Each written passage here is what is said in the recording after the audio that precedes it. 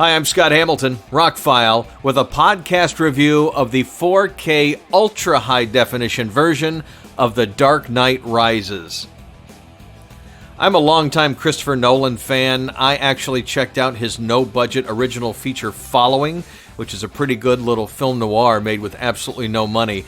And then things like Memento and Insomnia, which was a remake. That got me into it, but then, of course, Batman Begins and his career took off. The Dark Knight Rises, rewatching it now on 4K, I'll get to the qualities of the 4K in a minute. The movie is arguably his weakest film. A lot of the movie just didn't work for me, and this is not coming from a Batman fan who was disappointed with Bane or disappointed with there wasn't a whole lot of Batman in the movie or etc. There's just things in the movie that didn't exactly work. I think Tom Hardy is one of our best actors these days, and it didn't even look like he was talking when he was talking. And it's a very interesting voice that he chose or they chose to give Bane. And he executes it very well. I mean, he stays in character the entire movie, but I don't think it works for the character. But I guess when you already have a growly, mumbling Batman, you can't have a growling, mumbling Bane.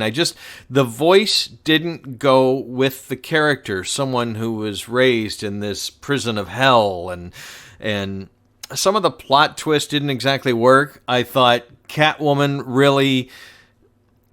Other than her, and sorry, there's spoilers, but this is a 2012 movie, she pops up at the end and blows Bane away. That really is her biggest thing in the movie. She has a semi-romance kind of with Bruce Wayne, but I thought Anne Hathaway did a great job with what she had. But if you cut her out of the movie, you'd cut 30 to 40 minutes out of the movie, and the movie would be a lot more digestible. Because, like I said, the only real plot point she had to be in the movie for was saving Batman at the end. The other problem I have with the movie is Batman is getting his ass kicked in almost every scene. He's running away in that first scene, and in the other two, I'm talking about the scenes where he's actually dressed up as Batman, he gets his butt kicked by Bane, and then in the end, he's winning, but then doesn't win and has to be saved by Catwoman. I don't think this was the Batman that a lot of people wanted to see. And as a fringe fan of the character, it's not the Batman that I wanted to see. I know what Christopher Nolan was doing. He's a flawed hero to begin with. But I just thought, in a movie that is 2 hours and 45 minutes long, you really only get to see Batman in costume 3 times.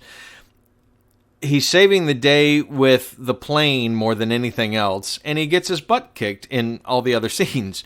That being said, there's a lot I like about the movie. It's a beautifully shot film. The set pieces are incredible. There is a lot of IMAX footage, which I'll get to in a second. The epic scenes of destruction are realistic as hell, and I think Bane is a good bad guy. Take the voice out of it, he's still, the things he was up to, the things he did, the things he outsmarted people with. That opening scene on the plane, filmed in IMAX, is just jaw-dropping. But a lot of the movie, there's just not a whole lot of dramatic tension until the last 20 or 30 minutes when they're trying to save Gotham from the bomb. There's just a lot that just happens. The movie just unfolds. And it didn't have the drive of the previous 2 Batman movies, which always seem to be building tension as they go along. Maybe I missed something, but like I said, I was watching this again and liked it better this time. I don't want to say I hate the movie. It is a good part of that trilogy. It's the weakest part of the trilogy, but the Dark Knight trilogy that Christopher Nolan did are arguably the best superhero movies up until Joker got made. And Joker's on a different level. It's more artistically dramatic than a big superhero film. But the Dark Knight trilogy stands the test of time as really well-made Batman movies. And I have my fingers crossed for the new Pattinson version of Batman, but everything I've read about it, I'm just cautiously optimistic.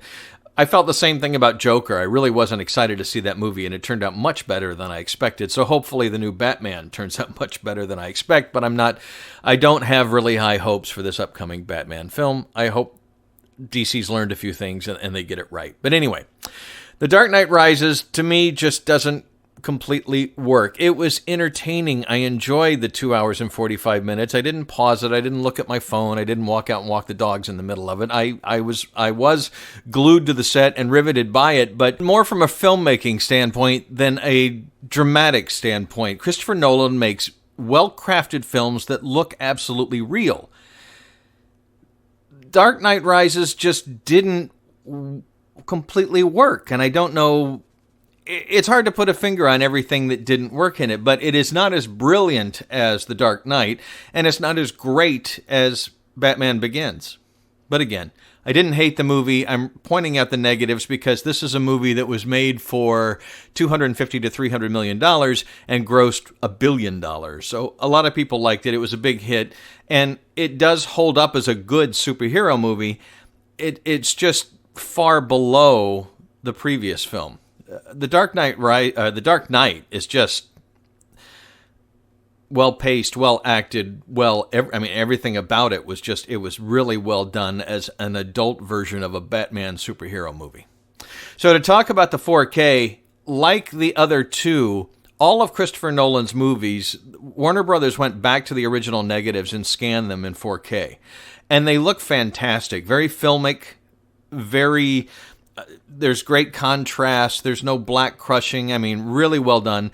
And this movie has more IMAX footage than the previous two. Batman Begins was the first major motion picture to incorporate IMAX footage.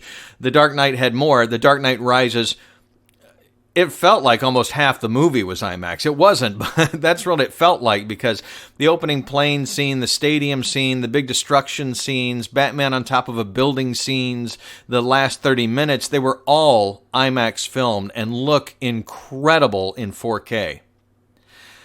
I thought the soundtrack was good. None of these movies got Dolby Atmos upgrades, but the DTS HD is quite good.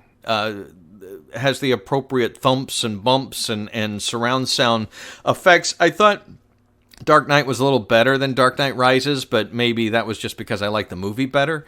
All in all 4K upgrades for these Dark Knight movies are worth the money. I picked them up cheap on Black Friday, but really, if you're a fan of these films, like I've said in previous podcasts, I am not upgrading my entire library to 4K.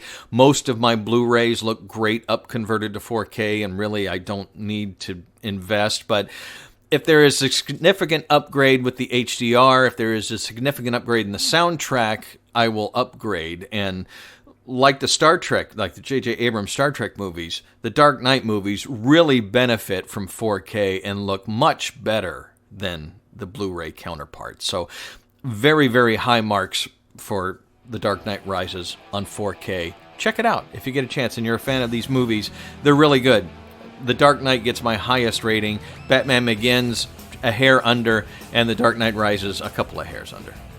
I'm Scott Hamilton. I'm ROCKFILE. Thank you for taking the time to listen to an older movie podcast. I've got a couple more because I watched some movies over the weekend and didn't have time to do podcasts for you. So get ready. There's a couple more coming today. Please subscribe to the podcast. That really helps with the future plans I have to move to YouTube and things like that. So thank you very much for listening.